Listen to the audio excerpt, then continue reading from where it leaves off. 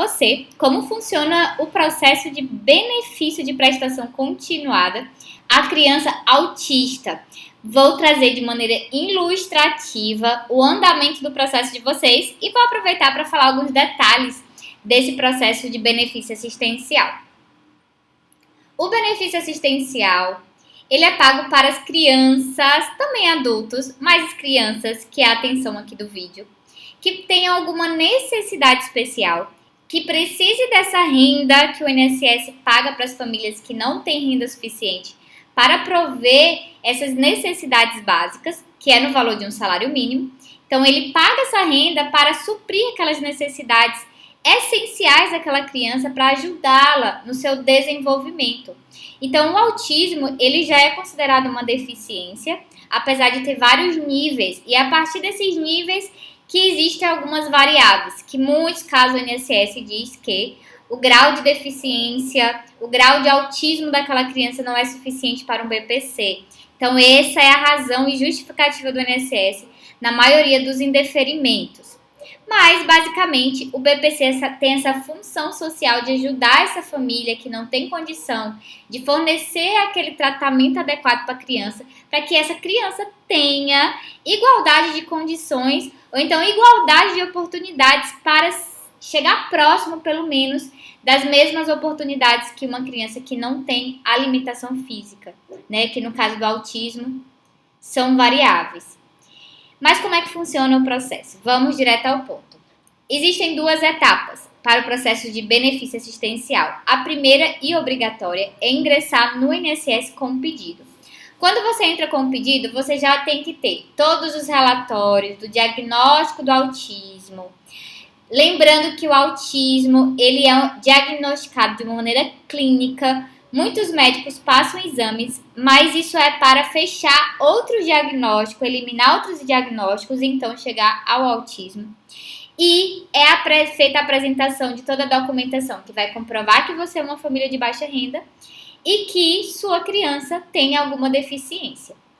Nessa apresentação, você faz através do requerimento administrativo, no caso específico de benefício assistencial, e envia para o servidor do INSS analisar. Depois que você envia para o INSS, aí vai ser redistribuído esse seu processo para vários setores diferentes. E eu dividi aqui em passos, né, para ficar mais fácil. Depois que você envia o processo, o servidor recebe o seu processo e coloca na fila de análise. A fila de análise para ir para o próximo setor, que é o de análise.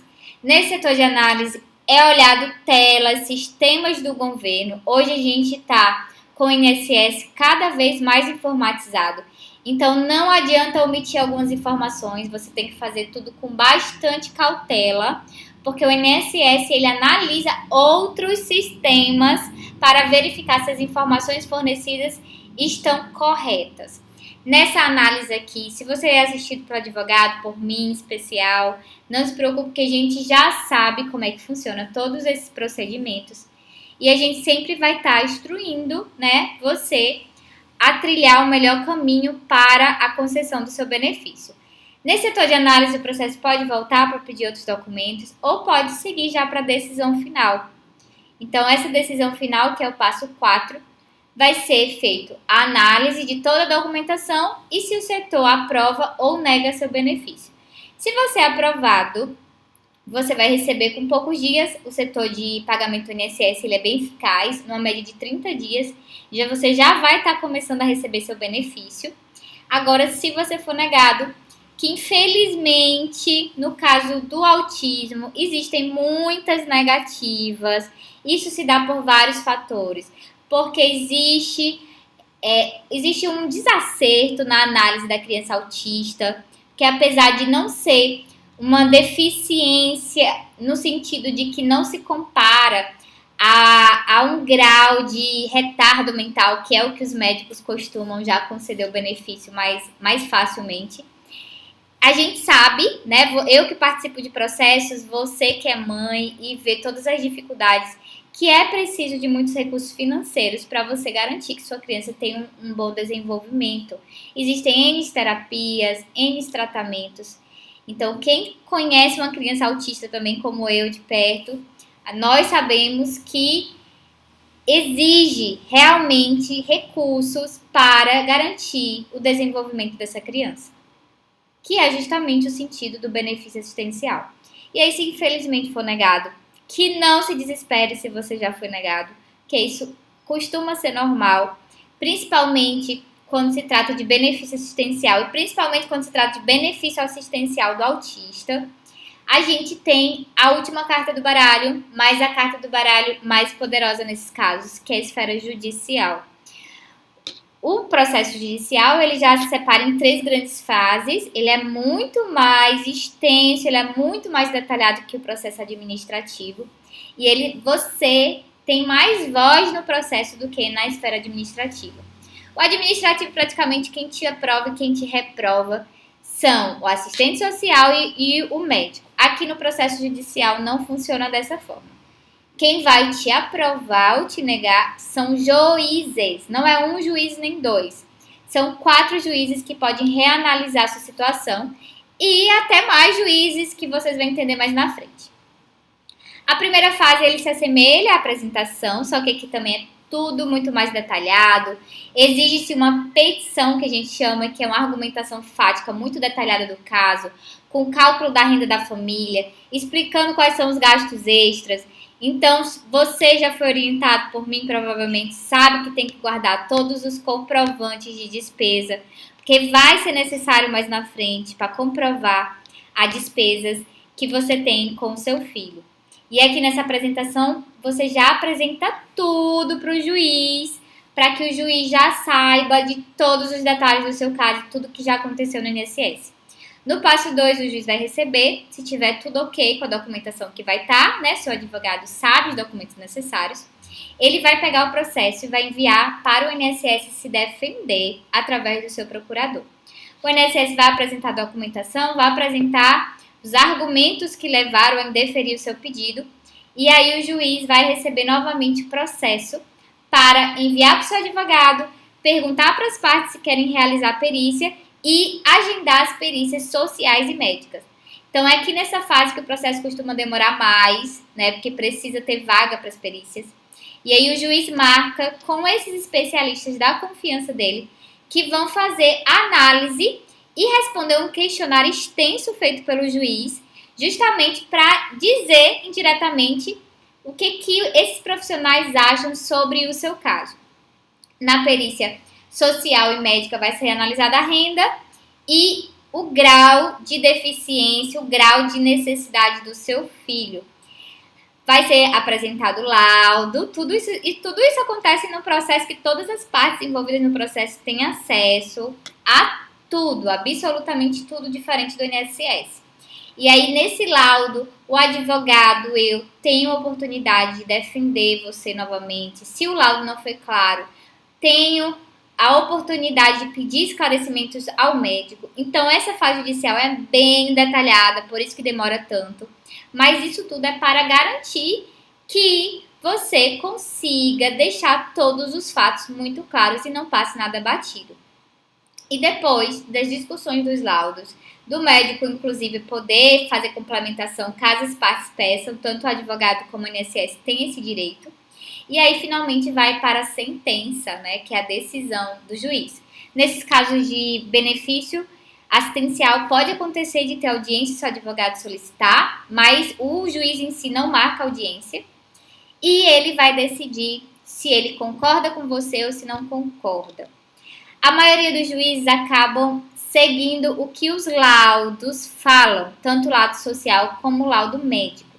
Mas na fase recursal, que é aquela parte que ficou triste, a parte que perdeu o processo e a parte que tem o direito de levar para outros juízes, porque não seria tão seguro deixar uma situação tão importante na mão de um juiz, vocês concordam? Então é por isso que existe as fases recursais, que é para garantir que seu processo realmente foi analisado por vários juízes e que todos os juízes tomaram a mesma posição, ou a maioria deles. E aí essa segunda fase é a fase recursal, gente. É feita a análise toda novamente do seu processo. O que não acontece é produção de prova. Não vai ser mais produzido nada, só vai ser analisado o que já foi produzido. E aí, na etapa que 10 já passou a 8, 9, 10, vai ser marcado o julgamento, né? Que vai participar 3 juízes e a maioria dos juízes que votarem a favor de você ou contra é que vai definir os rumos do processo. Então, esses juízes vão definir quem ganha ou quem perde o processo. E vai abrir o prazo de novo para ver se a parte que perdeu quer recorrer de novo para Brasília ou se conforma com aquela decisão já daqueles juízes. E abre o prazo para tornar aquela decisão definitiva. Gente, aqui o INSS, ele costuma recorrer, quando ele perde, quando se trata de uma questão amplamente discutida e que ele está tentando defender uma tese para aplicar vários casos iguais ao seu. Mas, quando as provas são favoráveis, o laudo social é favorável, o laudo médico é favorável, o INSS não recorre, porque ele paga um valorzinho a mais caso ele recorra e perca novamente. Então, isso faz com que o INSS não recorra sempre. Por isso que vai depender muito de cada caso. Não existe caso igual. Tem casos que param lá na primeira instância, naquela primeira fase que um juiz decidiu. No caso do autor ganhando, o advogado não vai recorrer e às vezes o INSS não recorre. E tem casos que vão até Brasília. Então, tudo depende. E se você ganhou seu processo, que a gente espera, a gente luta para que tenha acontecido esse resultado positivo, vai para a terceira fase do processo, que é a fase mais tranquila, que é que você já vai estar recebendo o benefício, tá, gente? O processo continua para discutir os retroativos, mas você já vai estar recebendo o seu benefício todos os meses. E na fase de execução vai ser discutido juros, cálculo, valor dos atrasados, o que você recebeu, o que você não recebeu. E aqui, quando todas as partes concordam e chega a um denominador comum, a um valor que todo mundo concorda, aí o juiz finaliza o processo, né, no passo 17 e vai expedir uma autorização de pagamento, que é o RPV, ou caso você vá receber mais de 60 salários mínimos, o seu caso vai ser pago através de precatório, que vai demorar 2 anos. Então, é essas etapas do processo. Eu tenho que dizer para você que eu resumi, existem muito mais detalhes, existem mais variáveis aqui, mas se eu fosse colocar todas as etapas, o vídeo ficaria muito extenso. Mas eu tenho certeza que essas etapas que eu explanei aqui dá para você ter uma boa noção de como funciona o seu processo e o que acontece no seu processo e por que ele demora. A gente sabe que há uma satisfação enorme com a demora do processo. Nós, advogados, também não gostamos que o processo demore. É mais trabalhoso pra gente, mas infelizmente isso é a lei. A lei, ela detalha. Tudo isso que eu mostrei pra vocês, é a lei que diz que tem que ser dessa forma e todos os agentes do direito têm que agir de acordo com a lei, para que todo mundo garanta uma segurança jurídica maior para as pessoas, que tenham julgamentos mais claros, julgamentos mais discutidos e que você realmente tenha uma resposta, mas que essa resposta tenha sido analisada por um máximo de pessoas possíveis, pessoas que defendam a lei. Então é isso, se você ficou com alguma dúvida, me coloca à disposição para esclarecê-la. E espero que vocês tenham gostado dos esclarecimentos.